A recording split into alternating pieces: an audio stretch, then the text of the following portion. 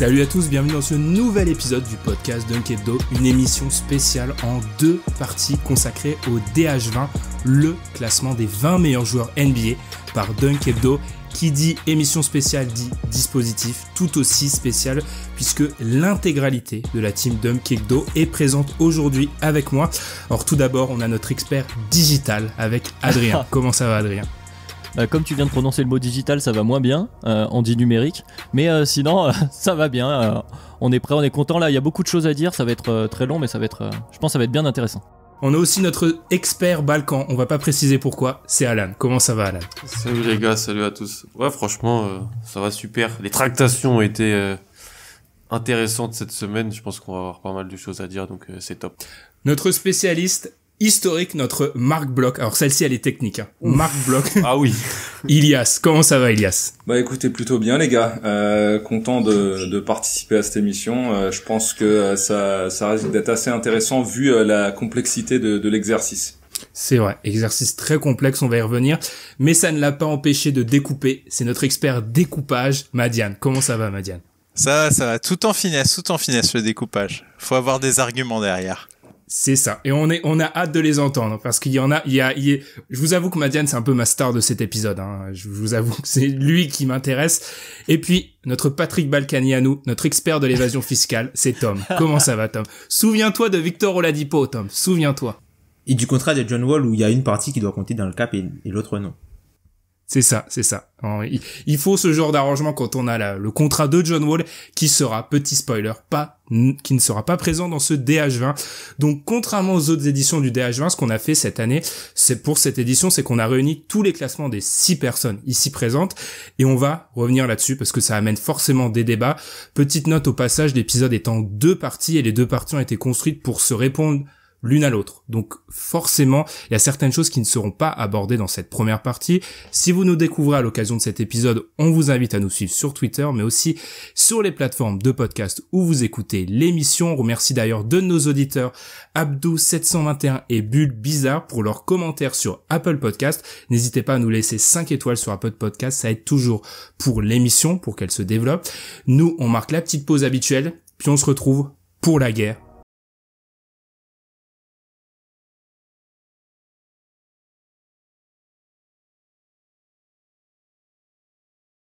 Avant de discuter du classement, on va peut-être rapidement expliquer aux auditeurs en quelques mots comment on l'a construit chacun. Parce que la règle, c'était de construire un top 20 des 20 meilleurs joueurs NBA, mais derrière, les critères étaient libres à chacun. Donc, par ordre alphabétique, je le répète avant pour ceux au fond de la classe, donc Adrien, Alan, moi-même, Ilias, Madiane et Tom, on va revenir en quelques mots sur comment on a construit notre classement. Je te laisse commencer, Adrien. C'est toujours compliqué, je trouve, de faire un classement individuel des joueurs dans un sport collectif comme le basket.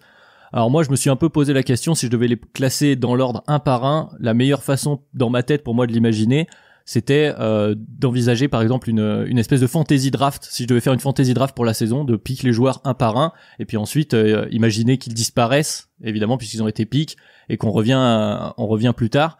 Et donc c'est comme ça pour moi que j'ai réussi à établir peut-être une hiérarchie de priorité avec, donc, en prenant en compte l'importance de certains profils, la rareté du profil, ce qui s'adapte aussi au jeu en 2020. Je pense que voilà, il y a tout un tas de critères comme ça qui rentrent en compte pour essayer que ce soit à la fois mon classement et garder une certaine forme d'objectivité. Voilà, je l'illustrerai comme ça avec une espèce de forme de draft. Et pour la question de la bulle, puisque c'est aussi ça, le sujet du jour, c'est revenir sur la bulle. À quel point est-ce elle doit impacter ce classement-là ? C'est vraiment une question qui a été tout du long dans la réflexion. On verra, j'y reviendrai probablement quand on expliquera plusieurs pics. Franchement, c'est assez bien plus compliqué qu'on le pense. Je pense de classer les 20 meilleurs joueurs NBA. Moi, la chose sur laquelle qui m'a fait le plus réfléchir, c'est en gros, je commence une série de playoffs.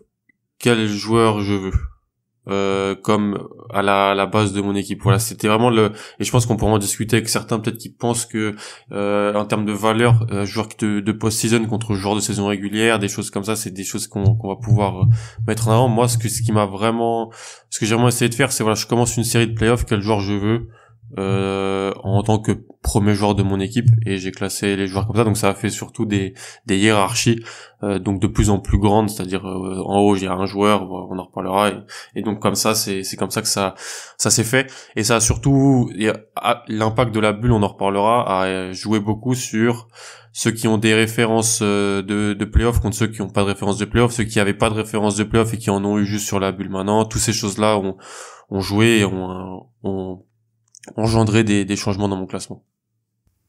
Alors de mon côté, oui, Alan a sous-entendu, mais je rappelle qu'il y a à l'intérieur de nos classements, il y a aussi on appelle ça des tiers dans un mauvais anglicisme, plutôt des groupes de même niveau, on pourra y revenir. Alors de mon côté, j'étais parti sur des critères assez classiques, puis j'ai été matrixé par Ben Taylor, il est assez connu pour sa chaîne YouTube Thinking Basketball, et en fait où il a expliqué que dans un podcast qu'il fallait un peu en terminer avec l'idée de première option, parce que ça donnait trop d'avantages aux joueurs offensifs, et qu'en gros, fallait donner un chiffre aux joueurs en attaque et en défense. Par exemple, joueur X peut être le deuxième meilleur joueur offensif d'une équipe titrée et son troisième meilleur joueur défensif. Et moi, c'est un peu comme ça que j'ai construit mes tiers et mes classements. Donc l'idée, c'est vraiment la place d'un joueur dans une équipe potentiellement titrable, parce qu'en fait je donne pas de valeur à être un joueur très fort en saison régulière, enfin dans mon classement à moi. Donc on va y revenir, c'est pour ça que je donne énormément de valeur aux playoffs. C'est tout. Je reviendrai peut-être sur quelques points plus tard. À toi, Ilias, comment t'as un peu élaboré ton classement?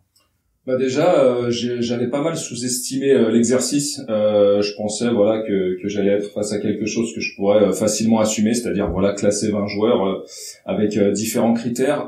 Mais justement, la complexité, elle est justement dans la manière dont on va établir ces critères. Et moi, de tout temps, en tout cas depuis que je suis ce sport, il y a toujours en fait un facteur qui est beaucoup plus déterminant qu'un autre, selon moi, pour pouvoir justement juger un joueur en NBA. C'est justement le facteur des playoffs, comme Alan a pu le souligner. Moi, je n'ai pas forcément la bulle comme étant un critère supplémentaire, ou en tout cas parallèle à tout ça. Pour moi, ça englobe en fait la continuité des saisons précédentes, c'est-à-dire que je me suis fait différentes cases à cocher pour chacun de ces joueurs en fonction de son classement et en fonction de ce qu'il est capable ou non d'assumer, c'est-à-dire son rôle dans l'équipe, s'il est une première ou une deuxième option, s'il a su assumer le rôle qui était le sien. J'ai essayé d'avancer un petit peu dans ce sens-là, et ce qui est sûr, c'est que la continuité était quelque chose de très important pour moi, et également on va dire que je me suis accordé un échantillon de 3 à 5 saisons pour pouvoir justement établir ce classement, avec une seule exception qu'on abordera forcément dans la deuxième partie de notre classement, qui a fait un petit peu effet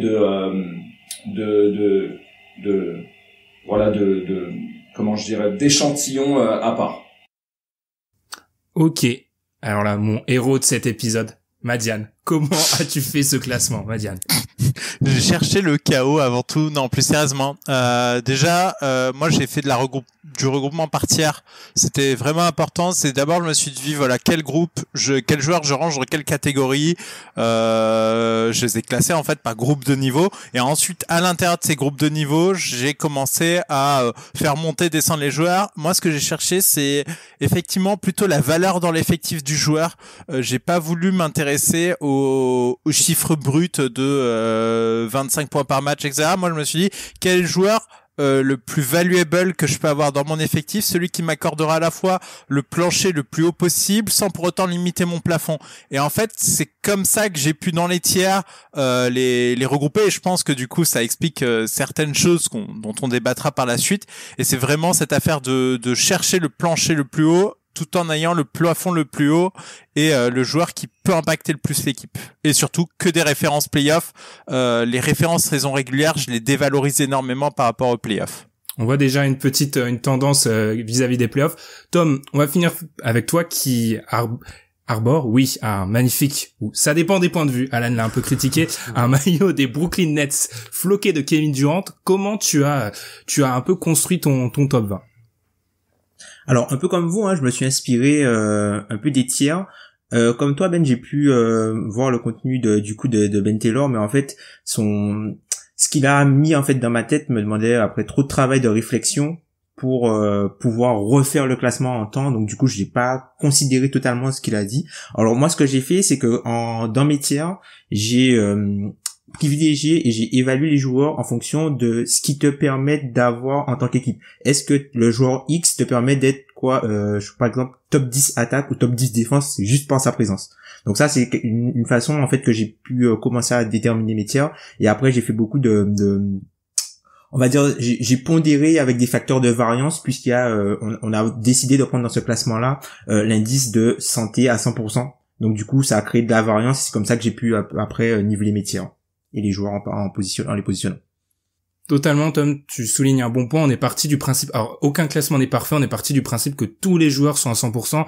On en reviendra peut-être en fin de deuxième partie, on dira à quel point ça fait changer le classement, mais en fait, c'est un peu moi qui ai imposé ce critère-là. J'avais pas envie qu'on disserte pendant 2 émissions sur ah oui, mais si ce joueur-là revient à 75%, c'est une perte de temps. On va commencer, messieurs, parce qu'il y a déjà eu plusieurs fois le mot bulle qui a été abordé.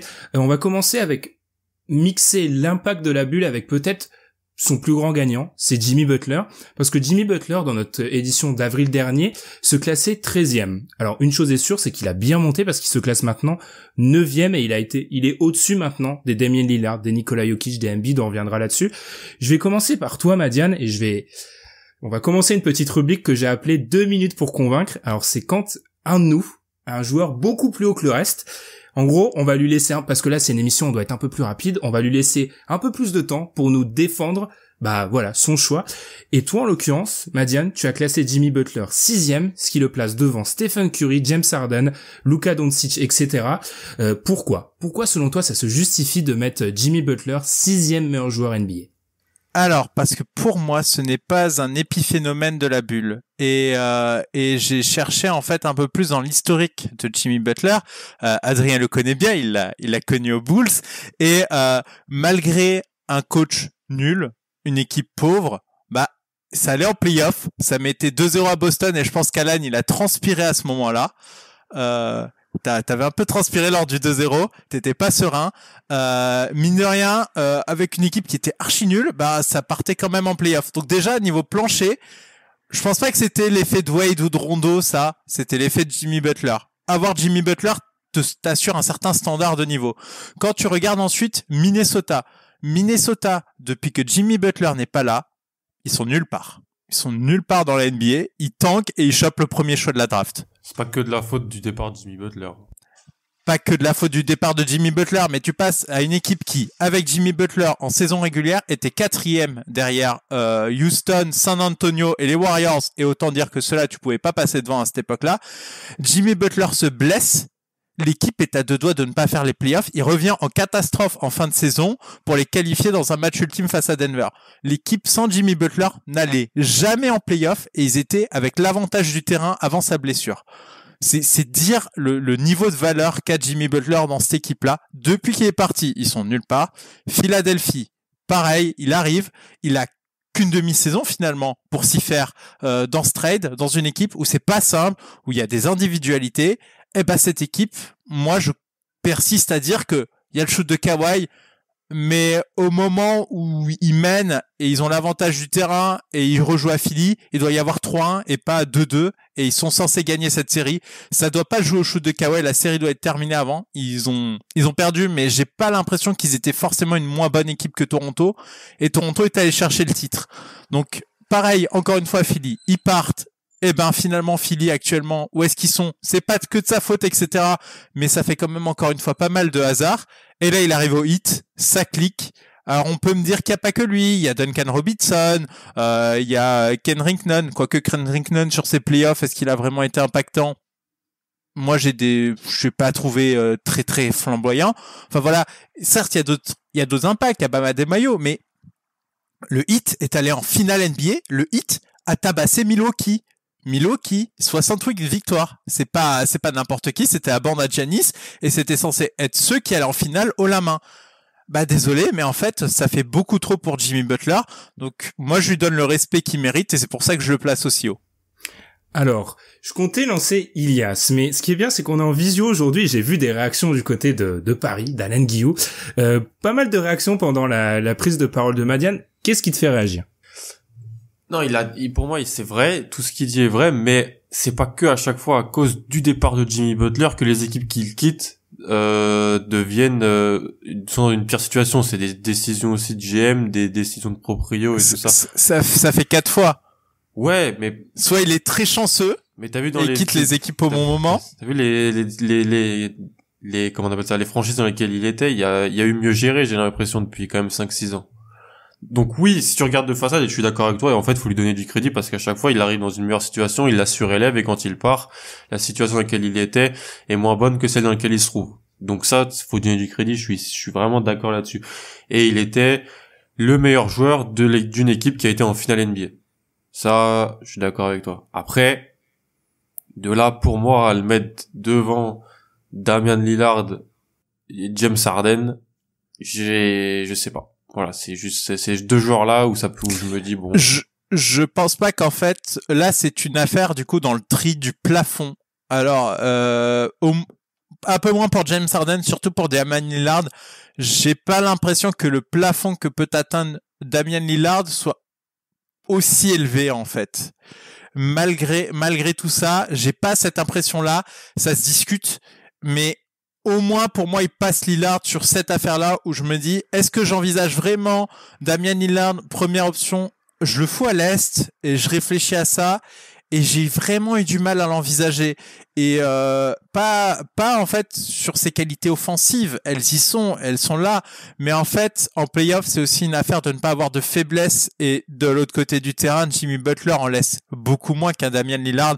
Ce qui fait que j'ai pas l'impression qu'une équipe avec Damian Lillard en première option soit forcément capable d'aller en finale NBA. Je pense qu'à un moment, il se serait fait exposer dans certains matchs. Alors, il y a eu un espèce de mouvement de foule quand Madiane a évoqué la possibilité, est-ce qu'une équipe menée offensivement, notamment par Jimmy Butler, peut aller aussi loin? Je vais me tourner vers celui qui a beaucoup côtoyé Jimmy Butler, c'est toi, Adrien. Tu l'as 9e de ton classement et à peu près au même endroit que tout le monde et surtout dans le groupe de niveau, le tiers de Damian Lillard, justement, et Nikola Jokic. Pourquoi tu l'as peut-être pas fait monter plus haut, du coup, avec sa performance dans la bulle? Bah justement, par rapport à ce que disait Madiane, je pense que Butler est plus intéressant sur le niveau plancher qu'il apporte à ton équipe que sur son niveau plafond, pour le moment en tout cas. Même si sur les finales, il a peut-être fait des game statements, comme on dit, et montré qu'il est peut-être capable justement d'amener plus haut encore son équipe. Mais on parlait de la bulle et de son impact. Moi, j'ai pas envie de surréagir sur cette bulle. C'est vraiment un contexte qui a été très particulier. Pour avoir justement beaucoup vu Jimmy Butler c'est un guerrier et lui il s'est pas laissé impressionner par tout ça. Celui était allé à la guerre, avec lui, derrière lui, il a su emmener les joueurs et ça il sait très bien le faire et pour moi c'est vrai que c'est quelque chose à mettre en avant, mais pour le coup je suis pas sûr que cette performance il puisse la réitérer à ce point-là dans les années qui arrivent. Je le souhaite d'une certaine façon, mais dans mon classement j'ai pas voulu trop le mettre en avant et donc pour revenir sur ce côté plancher-plafond par rapport à un Damian Lillard par exemple, je pense honnêtement que ce qu'apporte Damian Lillard en attaque est beaucoup plus haut que ce que fait Jimmy Butler. Jimmy Butler, ça a marché face aux Lakers dans un contexte de match un peu particulier, mais par exemple, on en a beaucoup parlé, il prend très peu de 3 points, voire pas du tout sur son fameux match historique. Là où Damian Lillard t'apporte des réponses qui sont peut-être plus adaptées, on va dire, au jeu moderne, etc. Donc Jimmy Butler est très très fort, mais j'ai encore un peu de mal, j'ai envie d'avoir un peu plus de références, justement un peu plus sur le long terme avant de le placer dans le tiers au-dessus, même si il mérite globalement le top 10, il est top 9 là, je vois en agrégé pour nous et je pense que c'est loin d'être démérité. On va revenir avec toi, Elias, t'es celui qui l'a classé le moins bas. Donc en gros, en quelques mots, est-ce que tu rejoins un peu ce qu'on peut dire Alan et Adrien sur le fait que, en fait, en gros, ce que j'ai l'impression, c'est assez difficile de le placer plus haut. On remarque ce qu'il a fait dans la bulle, mais au-dessus, c'est juste trop fort, quoi. C'est trop fort et aussi, ça s'explique par le fait que si on décortique un petit peu les différentes séries par lesquelles sont passés Butler, on a vu qu'il choisissait aussi un petit peu ses moments parce que le coaching dont il bénéficiait et l'équipe qui l'entourait lui permettait justement de pouvoir faire d'autres choses que celle d'être le surhomme qu'on a pu voir à certains moments de la finale. Donc en gros, je suis pas forcément persuadé qu'il soit au-dessus des joueurs que j'ai devant lui. C'est juste que on va dire qu'il a grimpé également aussi dans on va dire dans certains classements, parce qu'il a été amené à surperformer et nous étonner à des moments qu'on n'était pas habitué à le voir évoluer. Donc je pense que sa finale joue beaucoup, mais je pense que ce qu'il fait avant la finale restait dans le cadre de ce que Jimmy Butler avait toujours fait. C'est juste que là il a, on va dire, sur le plan collectif, bénéficié du contexte de la bulle, et que, on va dire, les 2-3 gros matchs qu'il a pu faire en finale ont véritablement, on va dire, imprimé sa place dans notre classement. Ok, et je vais finir avec toi, Tom. Je vais juste donner mon ressenti après avoir fait le passe-plat. Moi, je trouve juste que Butler, c'est une des évaluations les plus difficiles parce que, en fait, chacun des joueurs placés au-dessus, on peut dire qu'il est élite, voire top 5 dans un domaine. Pratiquement dans un. Butler, ça rejoint un peu ce que a dit Madiane. Il y a cette espèce de karma, mais concrètement, il est top 5 dans quoi, en fait? Il est genre élite dans quoi, Jimmy Butler? Et c'est le ça. SL. Ouais, mais ça, tu vois, c'est pas une capacité qui te permet de, je sais pas, pour moi, c'est déjà difficile à quantifier, et ensuite, tu peux pas le mettre ça au-dessus de la création de shoot, du spacing d'un Curry, de beaucoup de choses, de la défense d'un Davis. Enfin, c'est compliqué. Tom, je te laisse la parole, et ensuite, on va parler du grand perdant de cette bulle, c'est Russell Westbrook. Ben, du coup, pour revenir un petit peu sur Jimmy Butler, en fait, moi, la raison pour laquelle je l'ai mis dans le même tiers, mais un peu en dessous des autres, c'est que, un peu pour ma logique des top 10, en fait, quand t'as une équipe qui est basée sur Jimmy Butler, tu n'es pas assuré d'être top 10, ni en attaque, ni en défense. Là où tous les autres joueurs qui sont soit au-dessus, soit peut-être un petit peu en dessous, comme par exemple Nikola Jokic, voire même que Joel Embiid, ces joueurs-là, en fait, t'assurent d'être au moins top 10 en étant simplement eux sur le terrain. Après, tu peux mettre n'importe qui autour, quasiment, tu sais que si ces gars-là sont dans leur rôle maximum, tu sais que ton équipe sera top 10 soit en attaque soit en défense. Là où pour Jimmy Butler, tu as parlé Ben du coup du côté il est top 5 dans quoi? Jimmy Butler, il est plutôt top 5 dans le côté mauvais nulle part, tu vois, top 5 ou dans le côté mauvais nulle part, et je pense que c'est un joueur aussi qui bénéficie aussi beaucoup de la disparition des forces ailiers à l'est. C'est vrai, parce que tout le monde est un peu parti, et il y a toujours Kevin Durant qui n'est pas encore arrivé.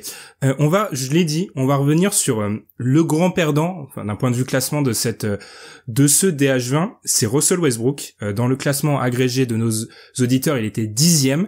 Cette fois-ci, parmi nos 6 classements, il y a juste Tom qui l'a placé dedans. Avant de donner la parole à Tom pour qu'il ait ses 2 minutes pour nous convaincre, déjà, qui a pensé à Russell Westbrook à un moment? Qui a vraiment pensé à Russell Westbrook? Beaucoup de mains se lèvent, donc je vais commencer, vu que là où tout le monde veut zig, je zague, je vais vers Alan parce que t'es le seul qui n'a pas levé la main, tu n'as pas pensé à Westbrook, je te rejoins. J'ai même pas envisagé Westbrook. Non, j'ai pas envisagé Westbrook pour une raison assez simple, c'est qu'il était dans le meilleur environnement possible pour que tout fonctionne bien. Donc en termes stats, il a staté Russell Westbrook sur sa saison 2019-2020, et en termes collectifs, c'est-à-dire on joue sans pivot, du spacing, et c'est Russell Westbrook qui se retrouve avec plein de match-ups favorables contre les joueurs censés être plus grands, moins mobiles que lui pour attaquer le cercle, ce qui fait très bien vu que Russell Westbrook depuis quelques années ne peut plus tirer à haut niveau, et peut plus la mi-distance encore, mais il n'est plus une menace offensive derrière la ligne à 3 points. Donc rien que ça, je me suis dit ok, ils ont tout fait pour que ça fonctionne. Ils ont construit l'équipe pour que ses aptitudes offensives soient maximisées, et on a quand même vu des limitations en playoff, donc contre les Lakers. Ce n'était pas aussi une partie de plaisir contre OKC. Et tout simplement, on est dans une NBA où la hiérarchie des guards, il y a beaucoup de monde, donc en gros c'était quand certains auditeurs vont voir qui j'ai pas mis dans mon top 20, je pouvais pas me mettre Russell Westbrook vu que j'ai pas mis des joueurs qui pour moi sont plus forts que Russell Westbrook aujourd'hui, tout simplement. Alors Tom, je t'ai vu dodeliner beaucoup et faire des non à plusieurs reprises. Pourquoi notamment je t'ai vu réagir sur le Russell Westbrook dans la meilleure situation. Ouais, alors moi je dirais pas que c'est dans la meilleure situation. C'est la meilleure situation théorique parce qu'il y a pas de spacing, mais pour un joueur comme Russell Westbrook un peu à l'ancienne, le fait d'avoir un pivot, un grand et des shooters autour, enfin, il y a personne qui pouvait aller chercher un lob à part Jeff Green chez les Rockets quoi. Donc je trouve que c'est un joueur qui a quand même était habitué à jouer beaucoup avec des grands et notamment avec Kanter, il a joué beaucoup avec Steven Adams et on a vu le pick and roll Steven Adams et Russell Westbrook, ça fonctionnait très bien quand il y avait des shooters aussi. Oui, mais qu'on a vu des shooters autour, on a vu que ça fonctionnait très bien. Donc du coup, il y a jamais eu de shooter autour au OKC, Tom. Il y a jamais eu de shooter autour au OKC. Il y a eu des gens qui shootaient quand ils sont allés en 2016, ils menaient 3-1 face aux Warriors, il y a eu des gens qui shootaient à côté. Non, il y avait KD. Mais du coup, oui, mais du coup, enfin, ce que j'essaie d'expliquer, c'est qu'en fait, c'est le seul point sur lequel je suis pas d'accord avec toi, c'est ils ont tout mis en œuvre. Théoriquement, oui, mais dans les faits, je pense que c'était trop brutal de passer de quelqu'un qui a aucune verticalité la raquette, tu vois, parce que c'est limite Russell Westbrook, ben il a été obligé de jouer sans écran. Sauf que il a pas forcément les capacités pour faire ça. Bon, après pour le reste de l'argumentation, je reviendrai plus tard, mais c'était simplement pour ça que ce côté-là où j'étais pas d'accord avec toi, Alan. Je rejoins quand même Alan. Quand on voit qui a été zappé dans nos classements, ça devient dur de mettre Russell Westbrook là encore où tu te dis qu'est-ce qu'apporte Russell Westbrook en 2020 en fait. J'ai l'impression qu'il y a peut-être eu un blocage sur le. On y reviendra, je pense qu'on a tous ce biais-là où certaines personnes, c'est difficile de les sortir sur le nom. Ça s'est beaucoup manifesté quand j'ai dit Westbrook. Allez, je vais partir vers toi, Elias. T'y as pensé, mais tu l'as pas mis. Pourquoi tu l'as pas mis? Bah tout simplement en fait parce que c'est dû à la complexité de la manière de classer nos joueurs et en fait j'avais un espèce voilà de dernier tiers voilà qui composait peut-être 5 à 6 joueurs peut-être pas forcément du niveau de Westbrook mais qui était voilà dans ce lot de joueurs que je pouvais mettre en 20 et bah finalement j'ai opté pour un joueur qui avait un petit peu plus de continuité en tout cas en matière de performance en play-off et qui aussi sur le point de l'attente qu'on avait vis-à-vis de lui avait un peu plus performé. J'ai donc mis Donovan Mitchell en 20 et j'avais plus Westbrook aux alentours de du coup après on va dire refonte de mon classement autour de 24-25. C'est ça. Est-ce que vous êtes d'accord, Madiane, Adrien, 24-25 en gros pour Russell Westbrook? J'étais en fait en train de me dire ok, il revenait de blessure sur ses playoffs, etc. Et du coup, je me suis réintéressé un peu plus précisément au cas et j'avais pas assez pour le défendre. Vraiment,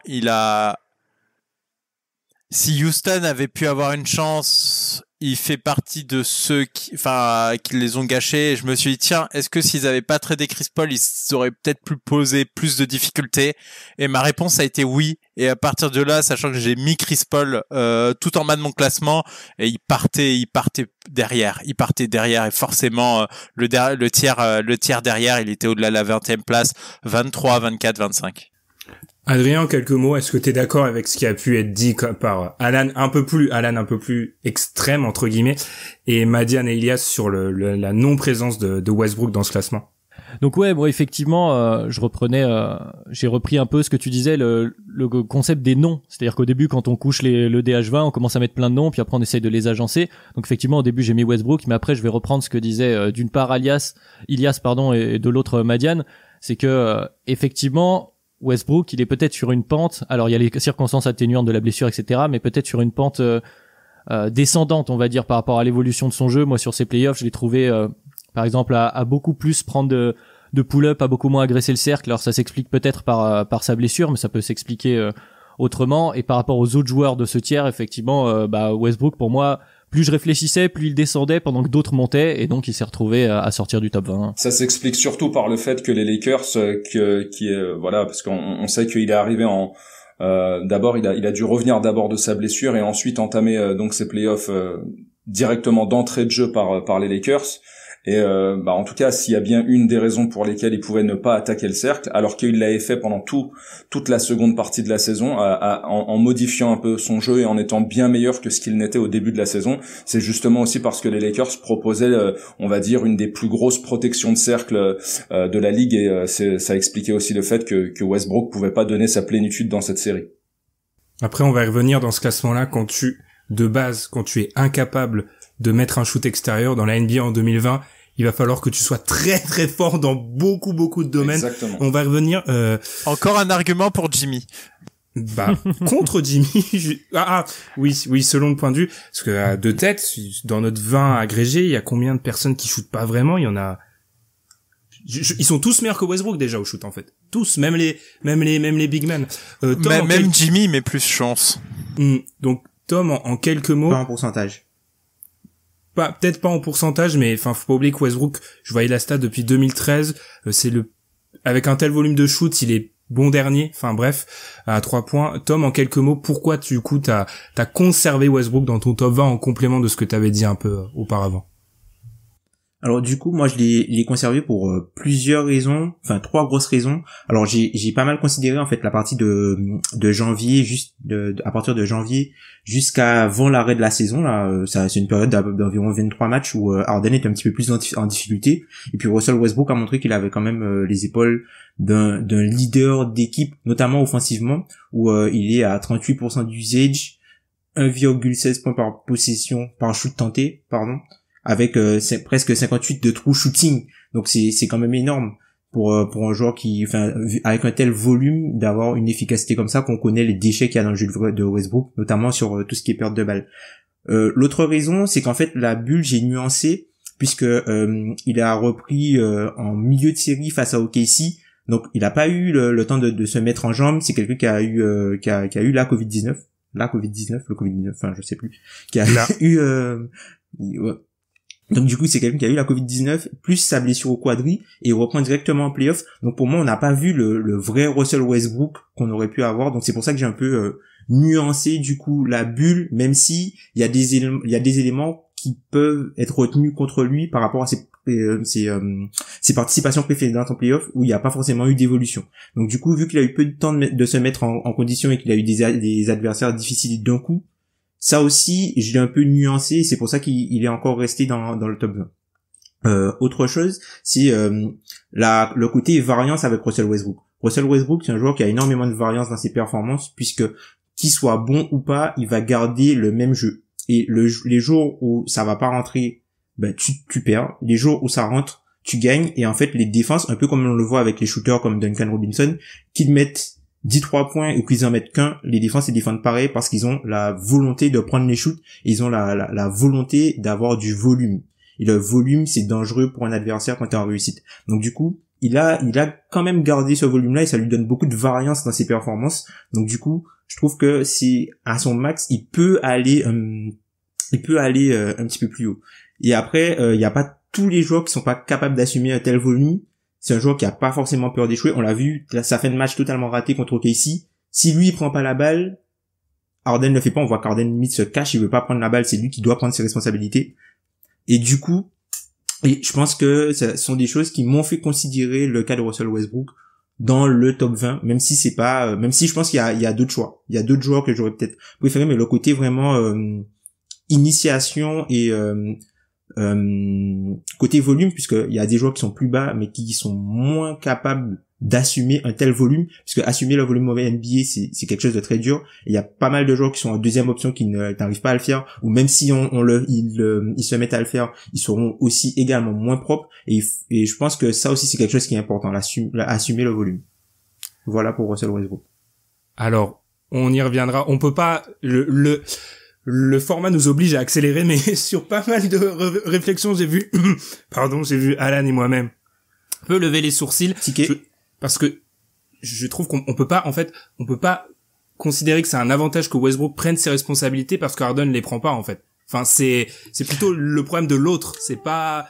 Ouais, moi j'ai approuvé, mais je le mets au discrédit d'Harden, cette situation, c'est pas censé arriver. Harden qu'à l'avantage de Westbrook. Et puis, on va revenir, enfin, on a les réseaux sociaux pour interagir, mais moi, je te donne quelques mots, Alan, pour finir, mais rien que moi, dans ma façon dont j'ai imaginé le classement, à l'heure actuelle, Westbrook, c'est la combienième option sur le terrain, il doit avoir combien de meilleurs joueurs défensifs que lui dans ton équipe pour être crédible? 3? Au moins 3. Et offensivement, c'est ce que j'appelle un 2,5. C'est-à-dire qu'il y a des moments dans ces... Et encore. Donc là, on y reviendra, c'est trop bas pour mon classement. Tu peux pas être si bas. Alan, je te laisse conclure le segment Westbrook. 2 choses.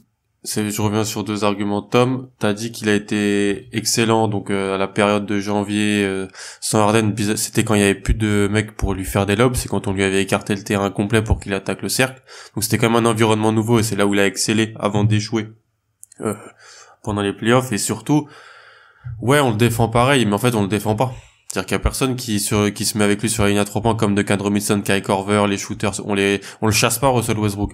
Donc on le défend toujours pareil, c'est vrai, mais on le défend pas comme on lui accorde comme une menace, comme une menace et ça. comme une sur menace la ligne à 3 points en tout cas, crédible. sur la ligne à 3 points. Ouais. C'est juste ça sur lequel je voulais dire. Après le facteur Covid, blessure, manque de rythme, je pense que ça a pas aidé et peut-être que la bulle ne lui a pas aussi été bénéfique, on sait pas, il a pas trop beaucoup parlé de tout ça, mais peut-être que c'était moins bénéfique que pour un autre joueur. Et là, je me rends compte qu'on est au 4e point de nos 8 de cette émission. Le timing va être complètement impossible à tenir.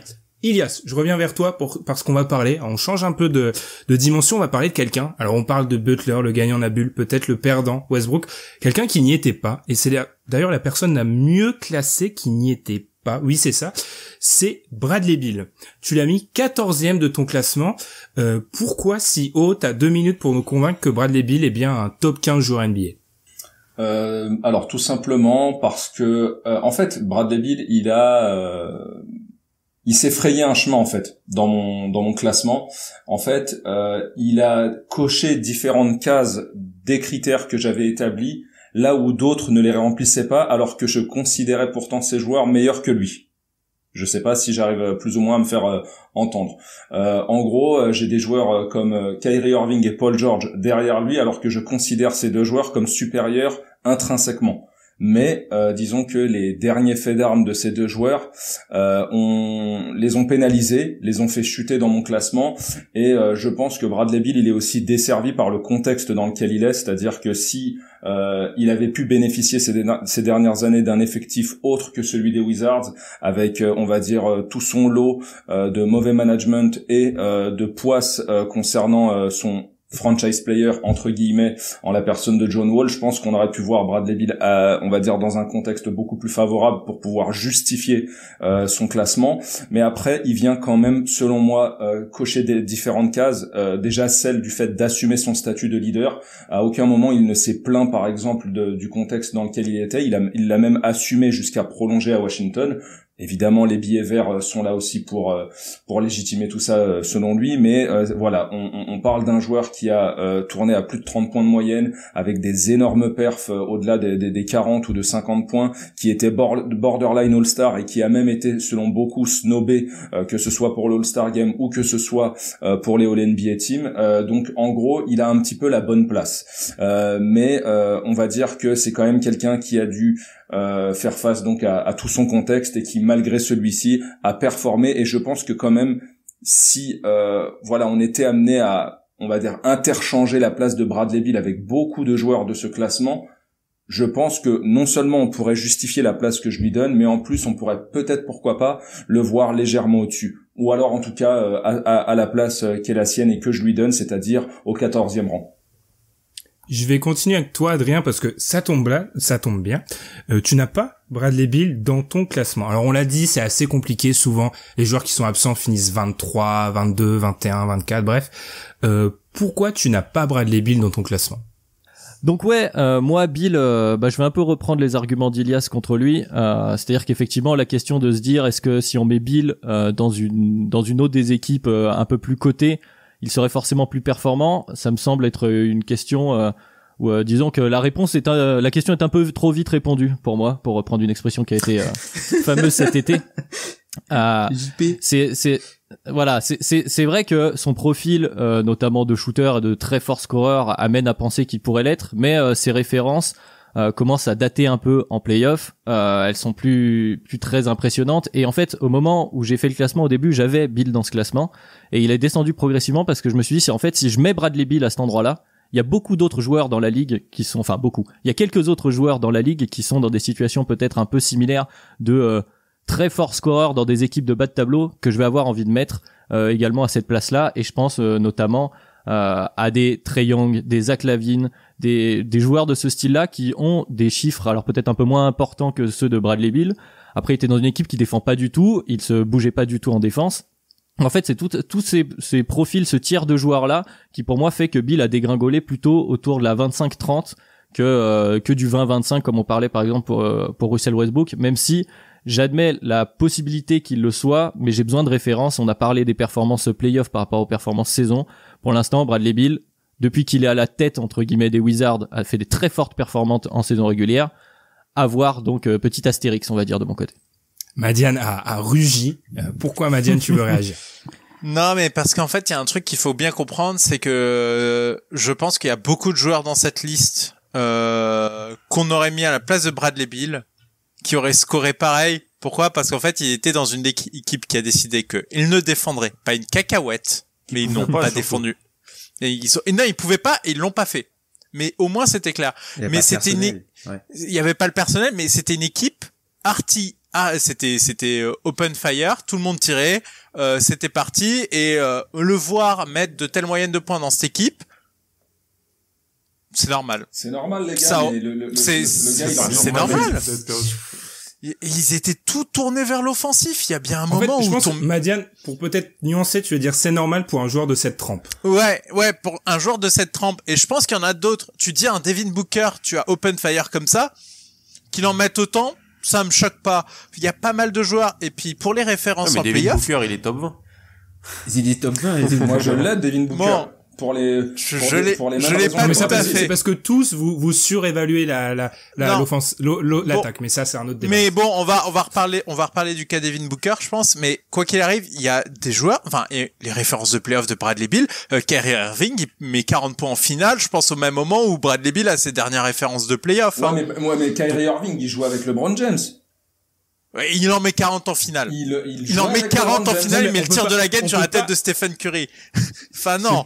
Non, les gars, non. Parce que autrement, je suis assez d'accord avec, moi, je reviens sur ce qu'a dit Adrien, je suis d'accord, c'est facile, en fait, de dire, il avait un mauvais contexte, donc il a fait ça. Puis, je suis pas aussi persuadé que le Bradley Beal qu'on voit en ce moment, on peut le retranscrire dans une bonne situation. Bradley Beal qui a beaucoup le ballon dans la main, Bradley Beal qui est un playmaker. Est-ce que c'est un meilleur playmaker que beaucoup de mecs en haut du classement? Je suis loin d'être sûr que ça. Justement, et son côté défensif aussi. C'est justement le point d'interrogation au-dessus de Bradley Beal qui me le fait, on va dire, grimper dans le classement. On va dire qu'il bénéficie, on va dire, du plantage des autres joueurs, tout simplement. C'est-à-dire que là où certains joueurs, je les attendais beaucoup plus haut, notamment lors de leur performance en play-off ces dernières saisons, on va dire que c'est vrai que voilà, Bill va être avantagé à ce niveau-là parce que lui, on a toujours cette interrogation le concernant, mais je suis navré quand on étudie un petit peu le contexte dans lesquels ont été par exemple des joueurs comme Paul George ou comme Kyrie Irving. Enfin, je suis navré aujourd'hui, c'est devenu limite des joueurs pénalisants pour leurs équipes. Mais attends, Ilias, je pense que tu vas déchanter très fortement parce que là, il y a tout le monde qui est en train de s'arracher le trade de Bradley Beal. Bradley Beal en deuxième ou troisième option dans une équipe avec un autre joueur de top 20. Je demande à voir. Et il en dit quoi, Jamal Murray? Moi en playoff. On garde, la transition est parfaite. Nous verrons parce que ça. On doit parler, et Ilias, il est vraiment, j'ai des alliés dans ce truc, on doit parler de la nouvelle hiérarchie des jeunes arrières à l'Ouest, même si je pense que Adrien a totalement raison sur le profil Bradley Beal. Je ferme la parenthèse comme ça. Et vu que je suis présentateur, j'ai tout pouvoir. Nous sommes censurés sur Bradley Beal. On est censurés sur Bradley Beal. Dans cette émission, on n'aime pas les beaux joueurs, ça m'énerve. Parce que honnêtement, je ne peux pas donner de droit de réponse à tout le monde parce que les droits de réponse durent 5 minutes. T'as raison. J'ai le mauvais rôle, tout le monde va me détester, voilà, mais bon. Ceux qui ne verront pas apparaître 3h30 sur leur application de podcast pourront me remercier. On va parler de la jeune hiérarchie des arrières à l'Ouest. Parce qu'entre Donovan Mitchell, Devin Booker et Jamal Murray, il y a pas mal de personnes qui se sont affirmées. Alan, ça fait longtemps qu'on t'a pas entendu. Tu les classes comment, toi? Ouais, super compliqué. Super compliqué. En gros, tu vois, on parlait du tiers. Moi, il fallait découper à 20, mais en vrai, j'ai des joueurs en 22, 23 qui sont quand même que je classe à peu près dans la même hiérarchie que les joueurs en 18, 19, et ça se retrouve dans cette hiérarchie des jeunes arrière, c'est-à-dire que j'ai Devin Booker en 19e meilleur joueur NBA, Jamal Murray en 20e. Sur Jamal Murray, je vais aller me prendre un cocktail et je vais vous laisser parler.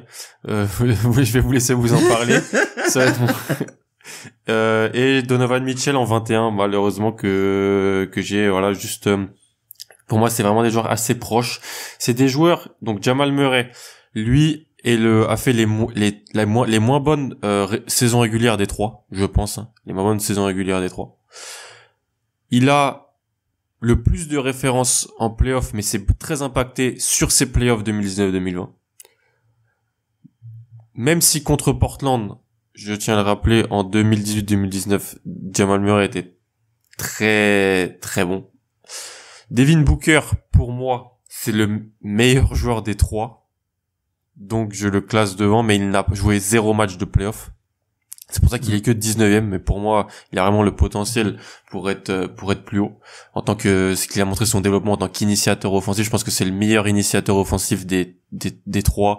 Je pense que c'est le plus fort attaquant aux trois niveaux, mi-distance, proche du panier, à 3 points, même si bon, Jamal Murray a quand même vrillé complet dans la bulle, ce qui fait que ça peut te permettre de nuancer ça. Et Donovan Mitchell, c'est celui qui est drafté le plus récemment, celui qui a eu des références en playoff tout de suite, qui a porté l'équipe, et qui, franchement, te sort une série monumentale au premier tour, et juste on en parle moins parce que Jamal Murray sort une série encore un tout petit peu plus forte sur les derniers matchs, mais Donovan Mitchell est incroyable pour moi.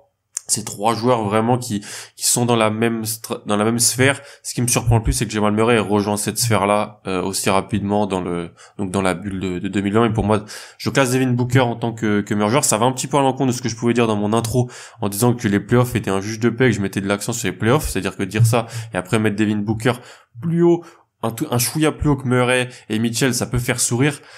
Mais je pense juste que si je commence mon équipe NBA, je préfère avoir Devin Booker que Jamal Murray et Donovan Mitchell. Mais ces trois joueurs, c'est 18, 19A, 19B, 19C, les trois.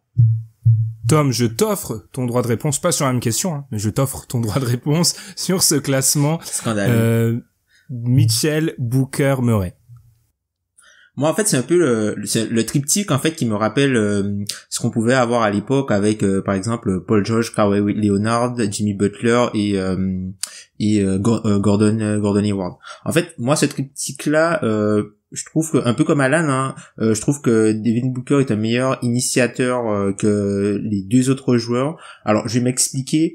Je pense que il est en avance sur la notion de tempo, la notion de tempo offensif. Je sais pas comment matérialiser ça, mais dans la notion de tempo offensif, Devin Booker, c'est il est vraiment le jeu est vraiment au ralenti, mais vraiment au ralenti. Il étudie toutes les options avant de choisir la bonne option. C'est quelque chose qui a beaucoup évolué dans son jeu et qu'il est devenu en fait un peu. Moi, quand je vois par exemple le jeu qui se passe, quand je vois ce qui se passe en playoff. Devin Booker, on peut le mettre dans une équipe de playoff, pour moi, il y a aucun problème. Pour moi, on peut le mettre à Miami, Devin Booker, pour moi, il y a aucun problème. Pour moi, ça changerait quelque chose pour Miami. Il y a problème pour l'Est. Franchement, ça changerait vraiment quelque chose pour Miami. Il y a problème pour l'Est, par exemple, tu vois. Mais Devin Booker, la raison pour laquelle je l'ai préféré aux deux autres. Alors, pour moi, en fait, Jamal Murray n'est pas le premier initiateur de son équipe. Tout simplement. Le système offensif est autour de Nikola Jokic et Jamal Murray est inclus dedans, mais c'est pas lui qui amène la plus grosse value, entre guillemets, offensive à cette équipe-là, même s'il y a eu l'explosion dans la bulle. Mais l'explosion dans la bulle, pour moi, elle est plus liée à une notion d'adresse qu'à vraiment une progression sur sa sélection de tirs. Pour moi. Après ça, c'est mon avis personnel. Donc du coup, Donovan Mitchell aussi, lui, il est dans le système, entre guillemets, parfait pour lui, où il a un rim roller et des gens qui stretch autour et qui sont capables de playmake à côté de lui. Donc du coup, il est aussi dans des parfaites dispositions, et là où Devin Booker, lui, il a un rôle vraiment central en fait dans tout le jeu offensif de l'équipe, et c'est beaucoup moins construit pour lui. c'est beaucoup moins construit pour lui et il doit se débrouiller. C'est lui qui amène c'est lui qui amène vraiment la valeur à cette équipe-là. C'est pour ça que je dis un petit peu un cran au-dessus des deux autres. Madiane veut réagir. Je te donne la parole, Madiane, sans oublier les autres. Je dois admettre effectivement que moi j'ai une grosse enflammade autour des deux, à la fois Jamal Murray et Donovan Mitchell, mais en fait, leurs achievements sur des playoffs sont assez dingues pour leur âge. Alors effectivement, c'est peut-être un peu haut. Je l'admets en regardant et en re-regardant, j'ai fait ça dans mon coin. Je regarde et je me dis bon, il y a une petite enflammade. Néanmoins, Jamal Murray vient de faire une campagne de playoffs en 50, 45, 89, 7. C'est n'importe quoi. Honnêtement, c'est n'importe quoi ce qui s'est passé dans cette bulle. Alors, quel est son niveau? Si son niveau est ce qui s'est passé dans cette bulle, là où il est actuellement chez moi est justifié et peut-être qu'il peut gratter un petit James Harden au passage. Enfin, ça peut être un truc assez ouf. Le niveau qu'il a fait dans cette bulle est dantesque. C'est pour ça. Mais si son niveau n'est pas ce qui est dans cette bulle, la 10e place que je lui donne n'est pas justifiée. Là, je me suis dit vraiment, ce que j'ai vu était vraiment beaucoup trop fort et vraiment, vraiment ouf en fait. Ils doivent perdre le Game 1 s'il n'y a pas lui. Contre Utah, ils remontent de 3-1. S'il n'y a pas lui, c'est mort.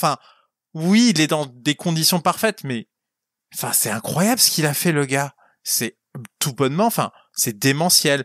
Pareil, Donovan Mitchell, là, il y a de la régularité, parce que c'est pas la première fois qu'on l'attrape en train de faire ça. Il est rookie, il balance des 41 points dans les grands morts d'OKC.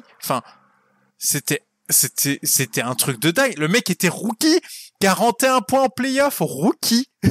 J'étais là en mode, ok, c'est pas possible. Et là, ils perdent cette série.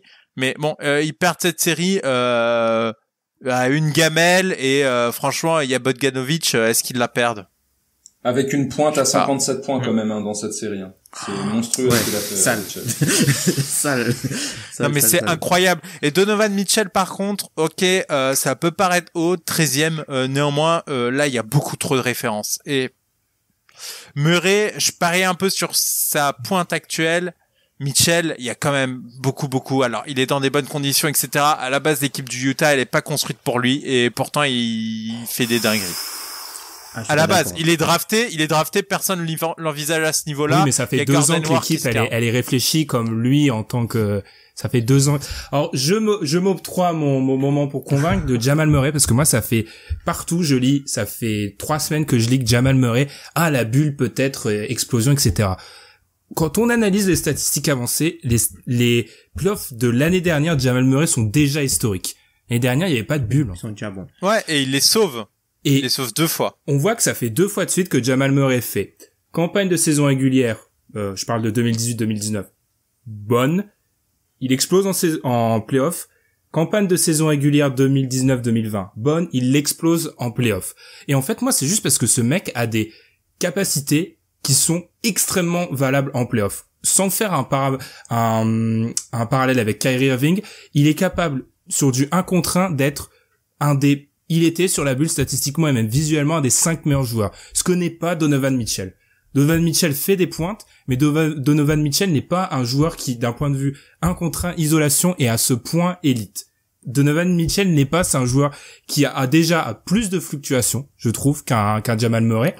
Ensuite, beaucoup de variance, c'est ça. Ensuite, moi, je trouve vraiment que Jamal Murray, ce qu'il fait, il y a très peu de joueurs NBA qui sont capables de le faire. Et dans un contexte playoff, et c'est là où, en fait, je m'écarte un peu de tout le monde, c'est que pour moi, les playoffs sont importants, mais les playoffs sont importants dans les capacités qui sont mises en avant dans les playoffs. Que le mec ait des références, c'est bien, mais en fait, faut creuser la référence, bref.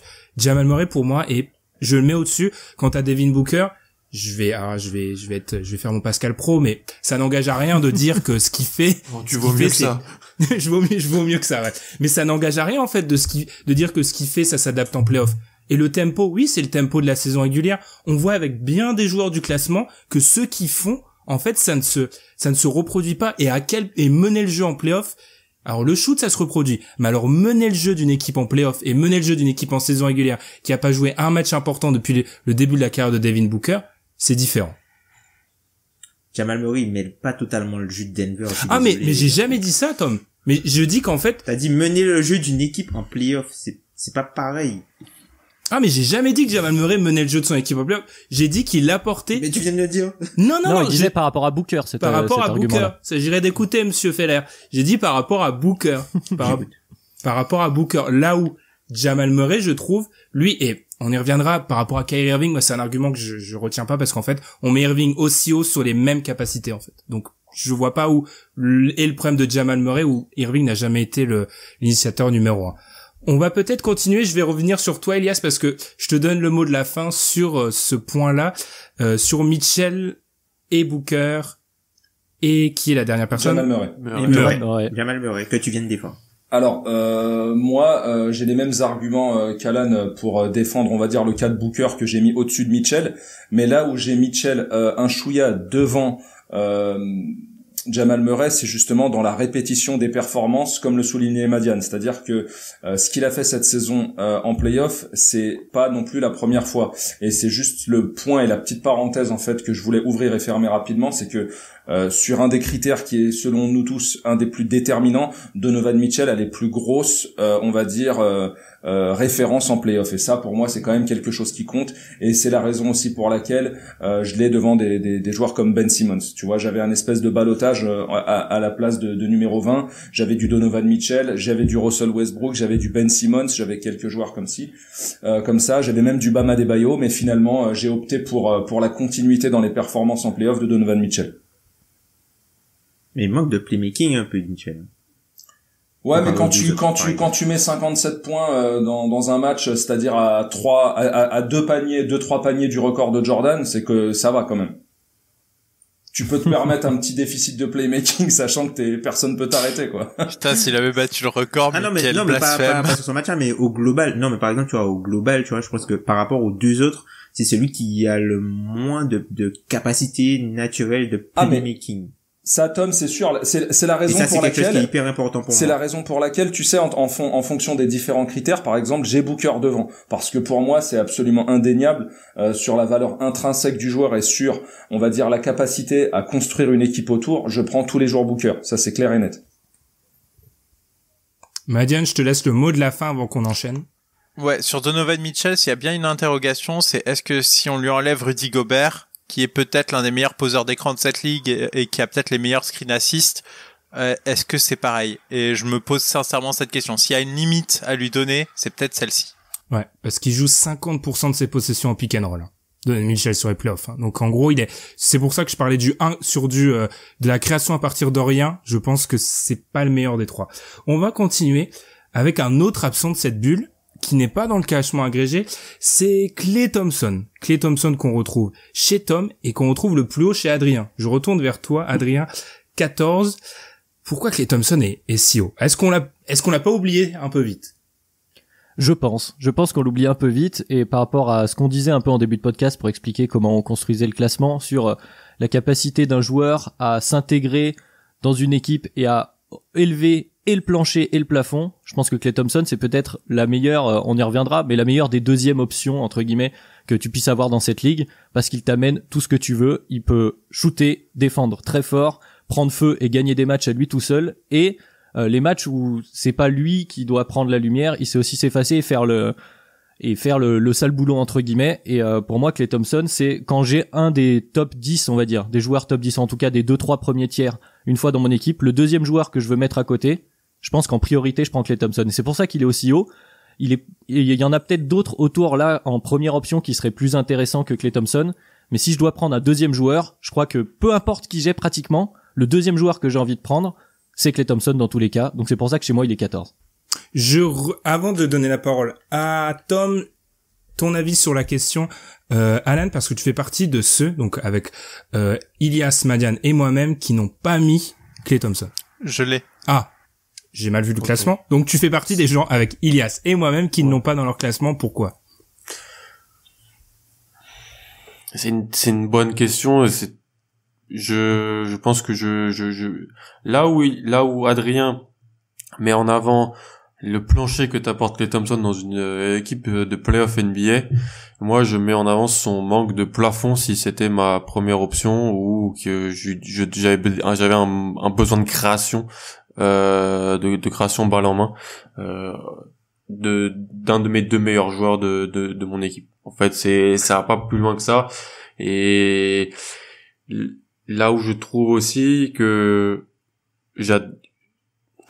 en fait, là, je trouve que l'apport de Klay Thompson, c'est un peu comme avec Jimmy Butler par moment avec Miami, il est difficilement quantifiable statistiquement et il est très quantifiable visuellement, mais voilà, il joue avec le deuxième meilleur meneur de tous les temps, qui est Steph Curry.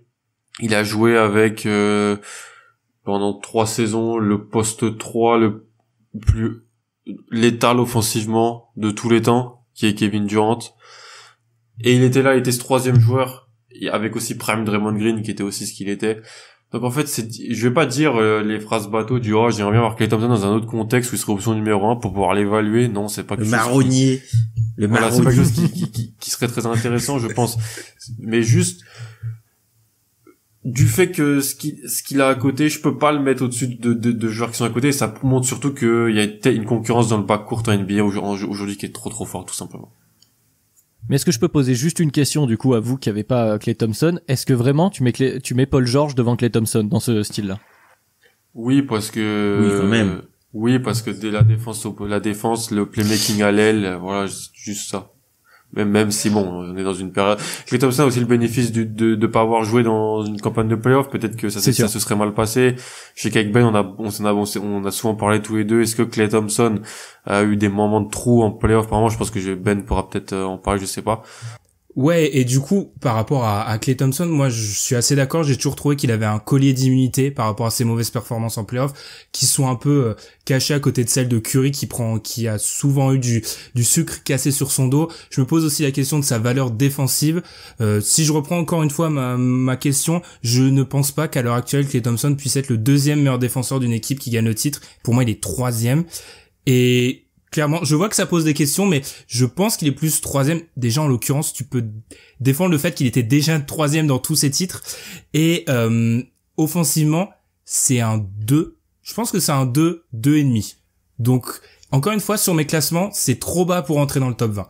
Surtout, et en plus, c'est la question de la valeur d'être un défenseur sur les postes arrière et pas ailier. Madiane, je te donne vite fait la parole avant qu'on enchaîne très vite sur ces deuxièmes options, justement. Eh ben justement, ça va te faire une transition. Moi, j'ai l'impression que Klay Thompson est à l'image de Paul George. Sauf que Paul George, on l'a regardé de travers pour ça.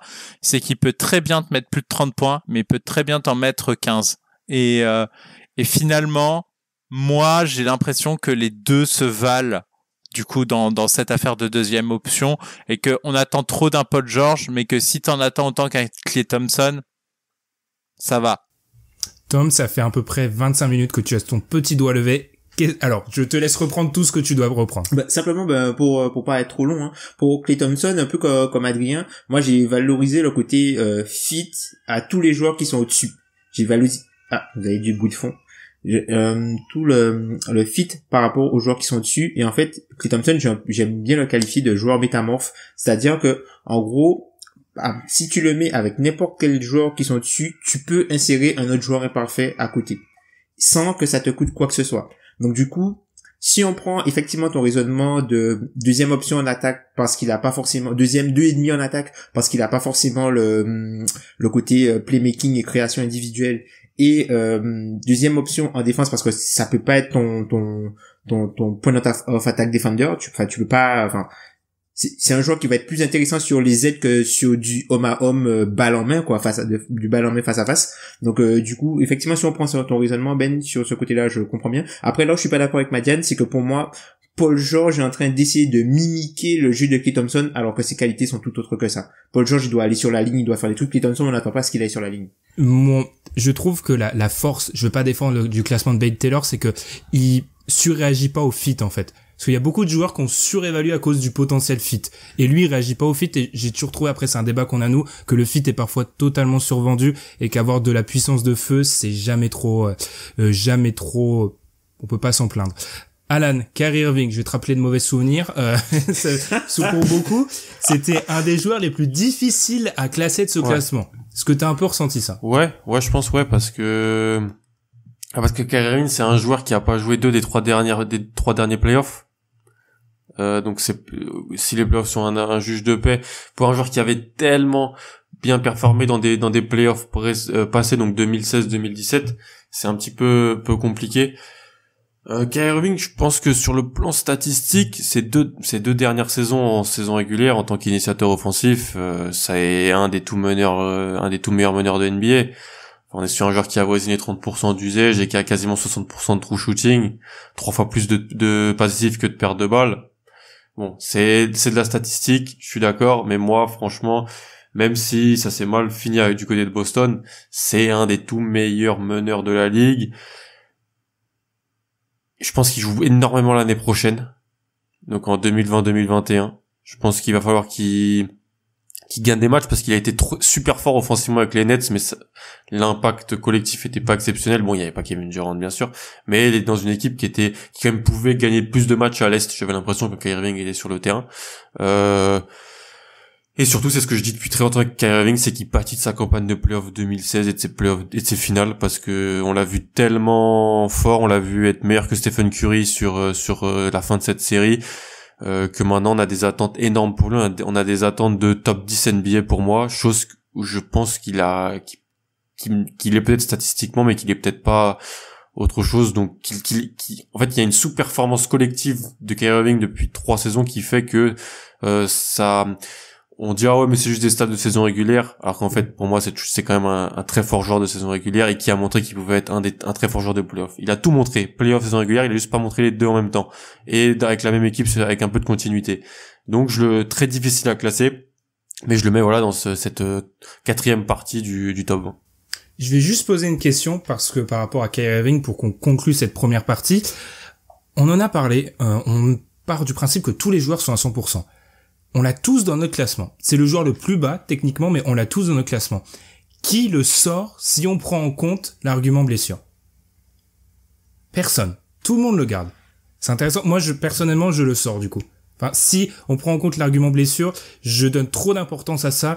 Kyrie Irving a joué 9 saisons NBA, a raté 10 matchs dans 8. 10 matchs minimum dans 8. Donc il y a un moment où il faut savoir être sur le terrain et c'est trop important pour moi. Le mot de la fin pour Ilias sur Kyrie Irving. Paul George, on en a déjà beaucoup parlé, il s'est fait découper par la moitié de l'équipe. Qu'est-ce que tu as à nous dire sur du coup Kyrie Irving? Alors concernant Kyrie, on avait dit une chose concernant le classement de nos joueurs, c'est qu'on prenait pas en considération le facteur blessure. C'est la raison pour laquelle, on le verra surtout dans la deuxième partie, certains joueurs sont beaucoup plus hauts que par le passé. Mais concernant quand même les différents éléments qu'on peut prendre en considération pour pouvoir évaluer la continuité de ces joueurs, il y a quand même le facteur à se blesser. Et là, par contre, Kyrie Irving commence à très clairement monter dans la hiérarchie parce que, comme tu le soulignais, c'est un joueur qui va forcément rater des matchs. Et ça, c'est un véritable problème pour moi. Moi, personnellement, Kyrie Irving, c'est très certainement, peut-être, je dirais même dans l'histoire, un des top 3 joueurs que j'aime regarder jouer. C'est-à-dire que si je dois dire à quelqu'un actuellement, tu connais rien du basket, t'as envie de prendre du plaisir à voir quelqu'un jouer, je vais lui dire regarde Kyrie Irving. Mais le problème de ce joueur, c'est qu'il a absolument tout en magasin pour pouvoir être au moins au niveau de joueurs comme Damian Lillard, voire Steph Curry, mais c'est quelqu'un qui s'est beaucoup trop égaré dans tous les à côté, on va dire, de ce qui concerne le terrain. On sait qu'il a quitté Cleveland pour pouvoir assumer un soi-disant statut de leader, et malheureusement, depuis son départ de Cleveland, et on s'aperçoit que même avant l'arrivée de LeBron James à Cleveland, c'est quelqu'un de beaucoup trop clivant sur beaucoup trop d'aspects. Donc, on va dire que va falloir que, très clairement, l'année prochaine, il rectifie le tir et qu'il soit un petit peu plus focus terrain que sur le fait d'évaluer ou de juger s'il a besoin, par exemple, d'un coach ou pas.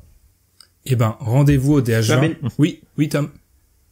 Ouais, t'as posé la question tout à l'heure de qui, même si on prend le facteur blessure, qui enlève Kyrie Irving. T'as vu que personne n'a réagi, peut-être à part toi. C'est parce qu'en fait, Kyrie Irving, c'est un joueur qui a une forte variance, c'est-à-dire que quand Kyrie Irving il est à son top, tu vois, et comme Ilias l'a dit, c'est dans les yeux des gars qui sont dans des tiers élite, tu vois, dans les tiers vraiment il enjambe limite 2 tiers en fait Kyrie Irving quand il est à son au max de ce qu'on l'a vu faire, dans le classement qu'on a, c'est un joueur de variance. Dans le classement qu'on a nous, est-ce qu'on le voit pas trop à 80% bon en fait?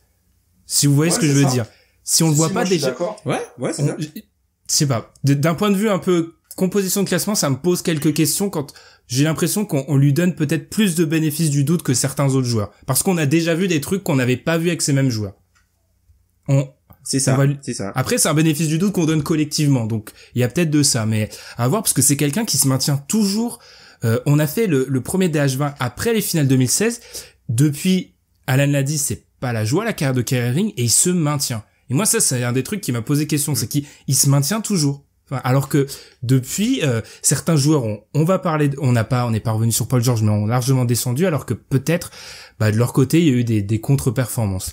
Là, messieurs, c'est là-dessus qu'on va conclure cette première partie. La deuxième partie, vous inquiétez pas, il y a du très lourd. Il y a du Giannis contre Anthony Davis. Il y a du Embiid. Je vois Madiane qui est en train de aiguiser ses couteaux. Je sais pas pour qui. On a du Joel Embiid, du Jokic, on a du Luka, qui est, alors un petit spoiler, devant un MVP, et pas Russell Westbrook en l'occurrence, dans certains classements. On va revenir sur tout ça du coup la semaine prochaine. N'hésitez pas à réagir sur Twitter. N'hésitez pas surtout à prendre en compte le fait qu'on est 6, donc on n'a pas toujours pu développer tous nos arguments, donc n'hésitez pas à aller sur Twitter si vous voulez un peu plus de débat. Nous, on se retrouve la semaine prochaine, messieurs, vous ne bougez pas. Je vous garde avec moi pour réagir à la suite de ce DH20. On vous souhaite une très bonne semaine et à la semaine prochaine. Salut. Tchuss.